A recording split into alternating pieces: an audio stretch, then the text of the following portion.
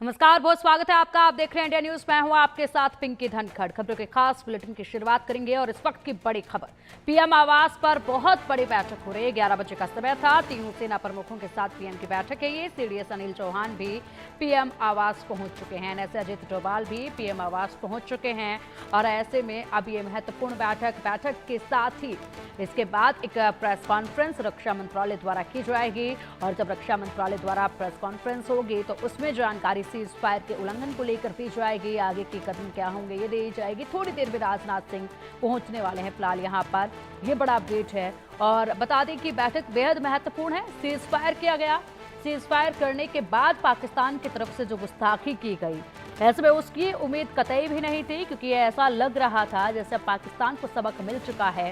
पाकिस्तान जो है वो बड़े नुकसान के खतरे को भांप चुका है और इसीलिए पाकिस्तान ने घुटने टेकते हुए यहाँ पर फरियाद जो लगाई, उस फरियाद को सुना गया, माना गया और शांति का बड़ा पैगाम भारत की तरफ से दिया गया। लेकिन यहाँ पर सीज फायर हुआ।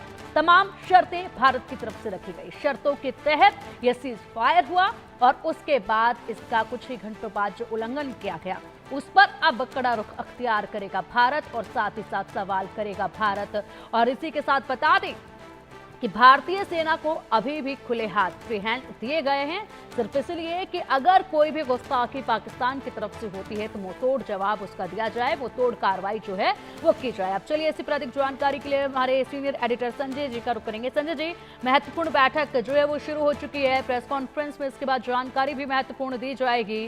किस तरीके से सीज फायर का जो उल्लंघन किया गया उस पर भारत अपना रुख रखेगा, लेकिन फिलहाल ये बैठक बेहद महत्वपूर्ण है। देखिए, पाकिस्तान के साथ भारत सीज फायर करने के लिए जरूर मान गया, शर्तों पे मान गया भारत, लेकिन उसके बावजूद भी पाकिस्तान पर भारत की तरफ से भरोसा बिल्कुल भी नहीं है। यहाँ पर भरोसे का संकट है, ट्रस्ट का संकट पाकिस्तान के साथ पहले से मौजूद है और पाकिस्तान ने वो किया भी। सीज फायर की घोषणा जब 5 बजे से हुई थी शाम को, उसके 3 घंटे के भीतर ही पाकिस्तान ने सीज फायर तोड़ते हुए भारत के ऊपर ड्रोन हमले किए, गोलियां भी चलाई। लेकिन उसके बावजूद जब भारत की तरफ से बड़ी चेतावनी दी गई और भारत की तरफ से भी गोलीबारी की गई, तब जाकर के पाकिस्तान ने गोलीबारी, शेलिंग करना बंद की, ड्रोन हमले करना बंद किए। लेकिन भारत को अभी भी लगता है कि पाकिस्तान पर बहुत ज्यादा भरोसा नहीं किया जा सकता। पाकिस्तान अभी भी किसी न किसी घटना को अंजाम दे सकता है। लिहाजा तीनों सेनाओं को हाई अलर्ट मोड पर रखा गया है और अभी भी भारत की तरफ से पूरे प्रिकॉशन लिए जा रहे हैं। यानी भारत की तरफ से पूरी तैयारी है कि पाकिस्तान अगर एक भी कदम उठाएगा तो भारत उसी समय सीज फायर तोड़ देगा। और भारत ने अपनी तीनों सेनाओं को निर्देश दिए हैं कि फिर सीज फायर मानने का मतलब नहीं है, अगर एक भी गोली चलती है तो भारत पर हमले की तरफ देखा जाएगा। तो भारत सीज फायर तोड़ देगा अगर एक भी गोली चलाई जाती है। तो इसमें प्रधानमंत्री नरेंद्र मोदी के घर पर सिक्योरिटी रिव्यू बैठक चल रही है, जिसमें तीनों सेनाओं के प्रमुख मौजूद हैं। सीडीएस अनिल चौहान मौजूद है, राष्ट्रीय सुरक्षा सलाहकार अजीत डोभाल बैठक में मौजूद हैं।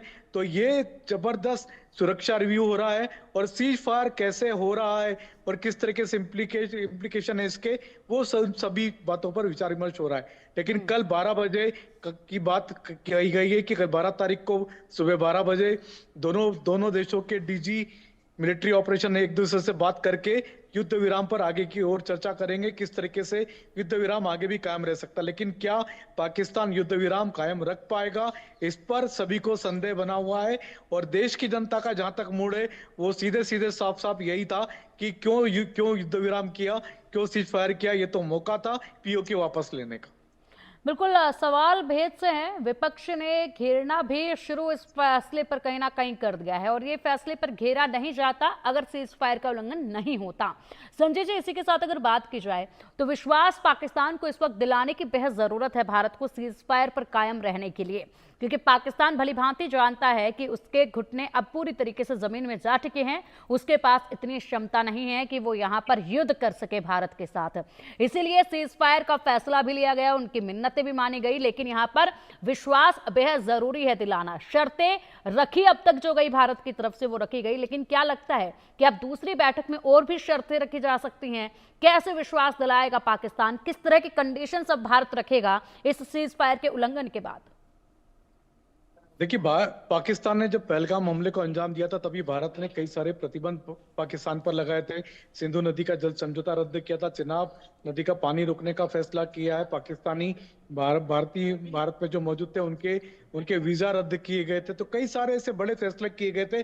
ट्रेड, पाकिस्तान के साथ किसी भी तरीके का ट्रेड पूरी तरह से प्रतिबंध किया गया। पाकिस्तान के साथ डिप्लोमेटिक रिलेशनशिप खत्म की गई थी। तो ये सारे के सारे फैसले पाकिस्तान के खिलाफ भारत के अभी भी जारी रहेंगे। और भी क्या क्या चीजें और क्या क्या कार्रवाई भारत कर सकता है बिना गोली चलाए, पाकिस्तान को किस तरीके से मारा जाए, किस तरीके से पाकिस्तान को और नुकसान पहुंचाया जाए, इस पर भी चर्चा होगी, इस पर भी रणनीतियां बनेगी।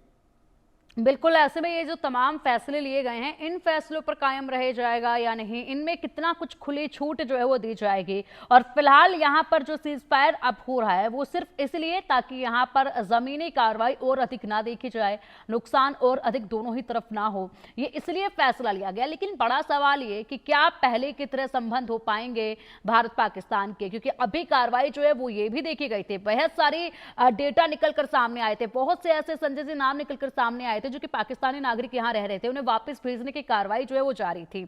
ऐसे में कहीं ना कहीं परिवार भी बिछड़ते नजर आए थे। ये भी इस तरफ भी गौर देना होगा। बहुत से बड़े फैसले जो लिए गए हैं, उसको जिस तरीके से आपने ट्रेड का बताया, उस तरफ भी फैसले लेने होंगे। तो कब तक ये पूरी तस्वीर जो है वो साफ होती चली जाएगी, कहां कहां पर प्रतिबंध आपको आगे आने वाले समय में लगा नजर आएगा, लोगों की आवाजाही जो पाकिस्तान यहां रह रहे थे उनको लेकर भी? देखिए, पाकिस्तान को 48 घंटे में भारत छोड़ने का आदेश दे दिया गया था। उसके बाद भारत ने कुछ समय सीमा और बढ़ाई थी, क्योंकि पाकिस्तान उनके लिए अटारी बॉर्डर खोलने को लिए तैयार नहीं था। पाकिस्तान ने अटारी बॉर्डर बंद कर दी थी। तो पाकिस्तानी नागरिकों को भारत में नहीं रहने दिया जाएगा, ये बिल्कुल तय हो चुका है। और भारत ने जो जो प्रतिबंध लगाए पाकिस्तान पर, उन पर भारत ने अमल करना भी शुरू कर दिया है। लगातार फैसले किए जा रहे हैं। बगलियार बांध से और चिनाब नदी से जो पानी छोड़ा गया है, वो इसलिए छोड़ा गया पाकिस्तान में क्योंकि इस समय वहां पर बारिश काफी हो रही थी, बाढ़ की स्थिति बन चुकी थी। तो भारत ने पाकिस्तान को पानी छोड़ करके पाकिस्तान के लिए और परेशानियां पैदा की है। जो जो प्रतिबंध पाकिस्तान पर लगाया, उनमें से किसी पर भी कोई डील नहीं दी जाएगी। यानी पाकिस्तान के प्रति भारत के रवैये में जरा भी परिवर्तन, जरा भी चेंज नहीं आने वाला है।